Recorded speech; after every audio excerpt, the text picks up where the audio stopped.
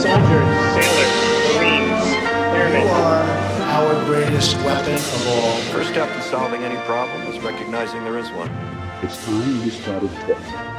Pain isn't something we call. All we can ever do for our heroes is remember them. And they gave up two lives, the one they were living and the one they would have lived.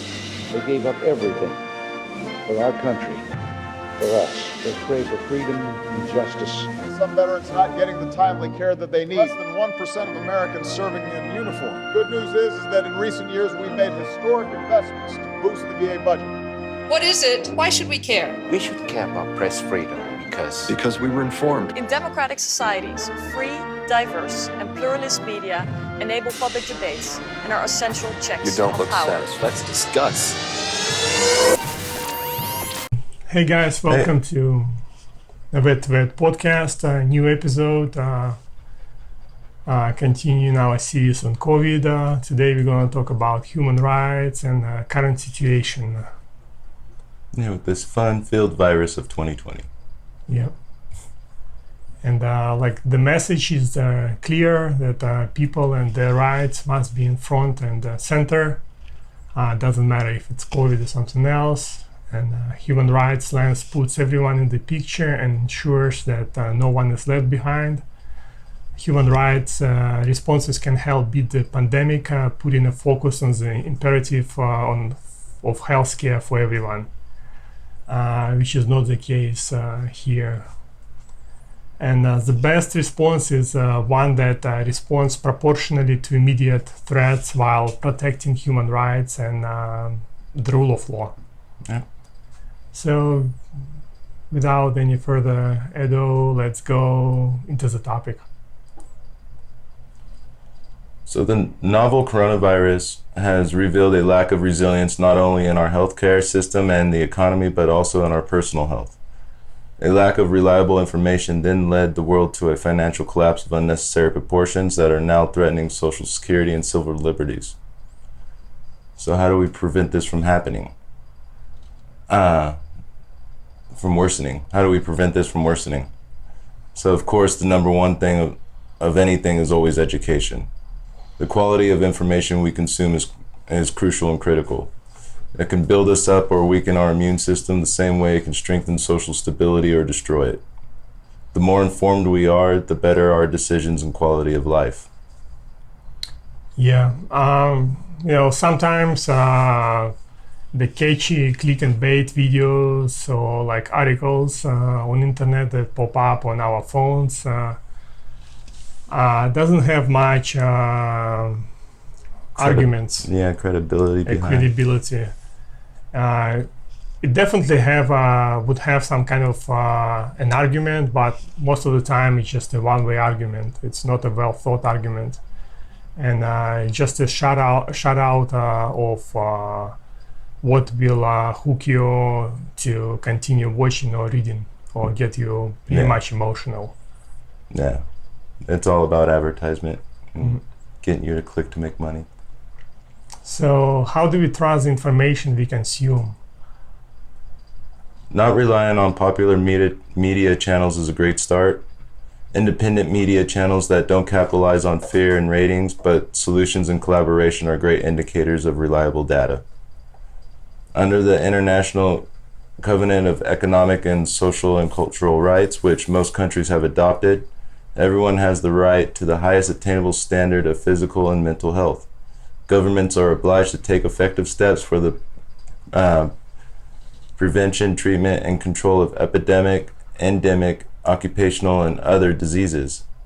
Yeah, and here, of course, like we talk about what kind of obligation can this or that government agency can have, but most of all, we got to start with ourselves. Yeah. Even though, like in this podcast, we're gonna focus on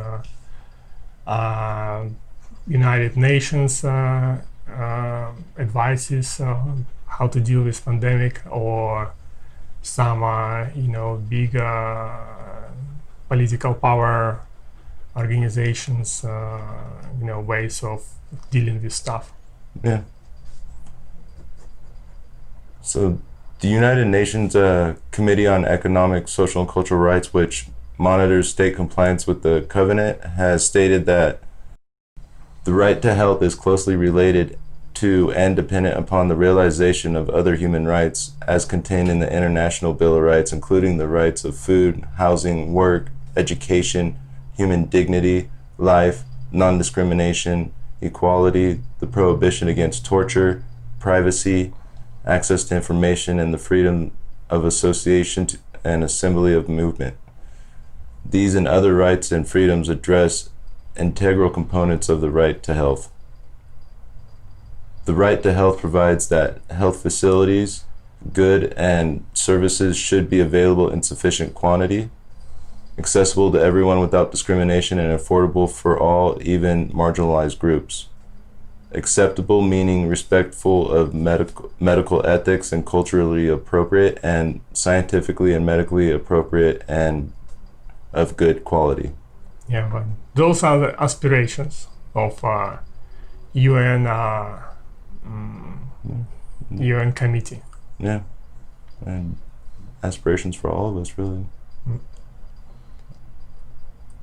The Syracuse Principles, adopted by the UN Economic and Social Council in 1984, and UN Human Rights Committee General Comments on State of Emergency and Freedom of Movement, provide authoritative guidance on government responses that restrict human rights for reasons of public health or national emergency. Any measure taken to protect the population that limits people's rights and freedoms must be lawful, necessary, and proportionate.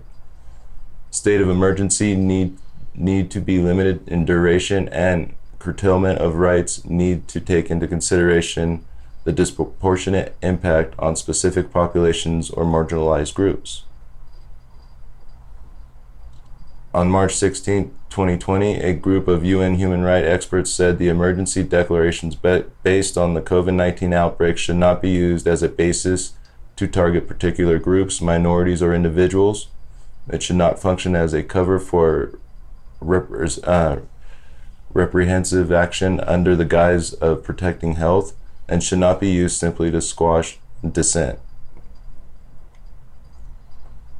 The Syracuse Principles specifically state that the restrictions should, at a minimum, be provided for and carried out in accordance with the law, directed towards a legitimate objective of general interest, strictly necessary in a democratic society to achieve the objective, the least intrusive and restrictive available to reach the objective, based on scientific evidence and neither arbitrary nor discriminatory in application, and of limited duration, respectful of human dignity, and subject to review. Yeah, those are clear and powerful guidance that can be applied to the situation. The situation about the public gathering, about wearing a mask, about restricting gatherings of people. And about specific businesses having this or those events. So if you check, any of those against one of those guidances and doesn't, comply, or it does, so it's easy to make informed and thoughtful decision instead of being emotional, of not being happy that you should do that or you cannot do that. Government should fully respect the rights to freedom of expression and access to information, and only restrict them as international standards permit. And government should ensure that the information they provide to the public regarding COVID-19 is accurate, timely, and consistent with human rights principles. It's important for addressing false and misleading information. Easy to say than to do, I guess. Ensure quarantines, lockdowns, and travel bans comply with rights and norms. International human rights law, notably the International Covenant on Civil and Political Rights, the ICCPR, requires that restrictions on rights for reasons of public health or national emergency be lawful, necessary, and proportionate. Restrictions such as mandatory quarantine or isolation of symptomatic people must, at a minimum, be carried out in accordance with the law. They must be strictly necessary to achieve a legitimate objective based on scientific evidence proportionate to achieve that objective, neither arbitrary nor discriminatory in application, of limited duration, respectful of human dignity, and subject to review. Broad quarantines and lockdowns of indeterminate length rarely meet these criteria and are often imposed precipitously without ensuring the protection of those under quarantine, especially at-risk populations. Because such quarantines and lockdowns are difficult to impose and enforce uniformly, they are often arbitrary or discriminatory in application. Yeah. Also, it's not obvious for people that are right now in custody and in institutions how they get treated, or them being possibly exposed to COVID-19 or any other infectious disease. Mm-hmm. So like other infectious diseases, poses a higher risk to the populations that live close proximity to each other. And it disproportionately affects older people and individuals with underlying illnesses such as cardiovascular disease, diabetes, chronic respiratory disease, and hypertension. 80% of the people who have died of COVID-19 in China were over the age of 60. This risk is particularly accurate in places of detention such as prisons, jails, and immigration detention centers, as well as residential institutions for people with disabilities and nursing facilities for older people, where the virus can spread rapidly, especially if access to healthcare is already poor. Yeah. The other thing is the economic impact on our day-to-day lives is significant. So in US, we had a bill that helped relieve some of the economic impacts that we had on the economy, but also I think it can be done a little bit better, considering small or medium-sized businesses. Yeah. Like either some of them can stay opened, or maybe have a more direct help. Yeah, so the government should take policy measures to buffer economic impacts of COVID-19, which will affect lower wage workers first and hardest. Social distancing, quarantine, and the closure of business may have enormous economic consequences that we clearly still haven't seen yet. I don't think it's really played itself out yet. The most vulnerable people are low-wage workers in low-income households. Governments should create mechanisms so that workers affected by COVID-19 do not suffer loss of income that might deter them from self-isolating to contain the spread of the virus. Global supply chains have already been disrupted by COVID-19, which have led to reduced manufacturing and factory closures. This is a risk that workers in jobs linked to the global economy will be forced to work part-time for less income or lose their jobs altogether, which I'm sure some of you are seeing. Yep. And the other topic that we wanted to talk about is one of the impacts that may or may not happen during those hard times that we're experiencing right now. It could be COVID, or it can be any other large-scale disaster. Yeah.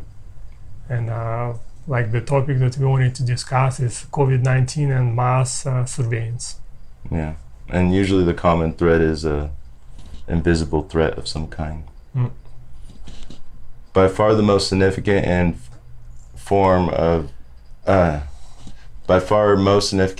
from a civil society perspective, the most dangerous development in response to the coronavirus is the apparent political attempt to massively expand mass surveillance and control society.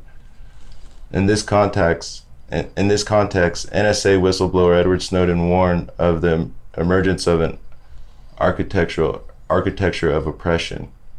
The flu-like coronavirus may serve as a rationale or a pretext for the introduction of strategic measures to expand monitoring and control of an increasingly uneasy society.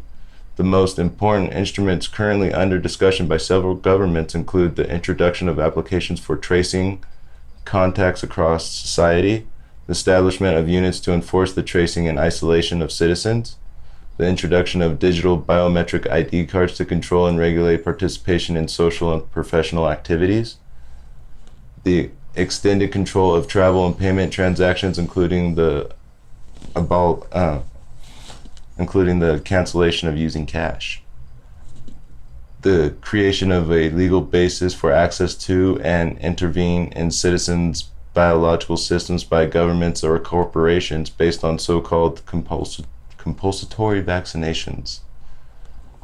In the U.S., former President Bill Clinton discussed the introduction of a national network of contact tracers with governors of various states in April. The governor of New York, Andrew Cuomo, then announced that together with billionaire and former New York City Mayor Michael Bloomberg, he would create a contact tracing army with up to 17,000 contact tracers for New York. Meanwhile, in the UK and many other countries, governments are calling for the introduction of biometric immunity passports and presenting them as the allegedly only way out of the primarily politically motivated lockdown. The British Tony Blair Institute called for the expansion of technological surveillance to combat the coronavirus. In the US, the Silicon Valley data analysis company Palantir is to play a key role in setting up the data platform for monitoring the already declining spread of the coronavirus. Palantir is known for its IT projects with intelligence agencies and the military and was funded by US billionaire and Trump supporter Peter Thiel. In Israel, contact monitoring of the civilian population is carried out by the domestic intelligence service Shin Bet, using programs from the notorious NSO group known for its spyware used to monitor civilian and human rights activists around the world. Countries like Russia and China also want to massively expand their surveillance of the population in the wake of the alleged corona crisis, but will most likely do so independently of the US. The idea that a pandemic can be used to expand control of the population is not new.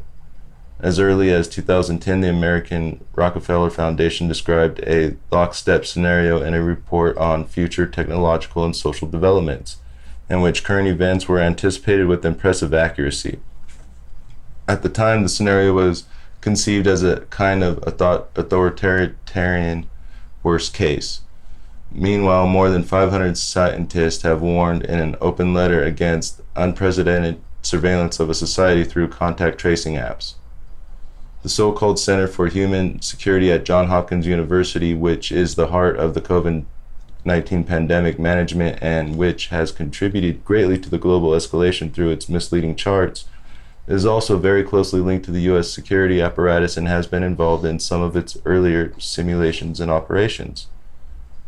In general, cooperation with private actors to achieve geostrategic goals is not new or unusual phenomenon in U.S. foreign and security policy. For instance, Microsoft founder Bill Gates, the most important private sponsor of the WHO, the vaccine industry, and biometric ID projects, financed a global health program of the U.S. Council on Foreign Relations as early as 2003, which is concerned with the question of how policy influences geopolitics and conversely how health policy can be used to achieve geostrategic goals. Yeah, it's interesting. Like we try to present facts and opinions based on our understanding of the situation without twisting them one way too far. I'm trying to stay right down the middle of what we could find. Because having it one way will get you stuck in a cubicle. So please explore different opinions about the issue, so you are empowered with your own understanding. There are so many resources and competition online that you got to present something crazy in order to attract some attention. And like ourselves, we focus on veterans issues and how they can get resolved with the current system, which is 90% VA and the rest local state and programs. But our own survival instincts and critical thinking should encourage to disseminate the trustworthy information. Yeah, and so this is the best we have came up with and what we have found. But definitely look into anything that anybody's saying and try to figure it out for yourself. Yeah, like looking at like New Zealand, like last 100 days, no COVID cases, or Denmark, like it's interesting what the doctors saying. So they don't wear masks and the life goes on as it's been, as it's normal. And so, you know, if somebody's talking too much about something, you know, there might be a reason. And as always, do you have any movie, a book, or stuff to recommend? Yeah, so there's a good book called Influence by Robert Cialdini, and it's a different way of looking at things. Check it out. And to end the podcast, quote or words of wisdom of the day. Keep steadily before you the fact that all true success depends at last upon yourself. Said by Theodore T. Hunger. That's it, guys. Thank you for listening. Until next time, over and out. Thank you.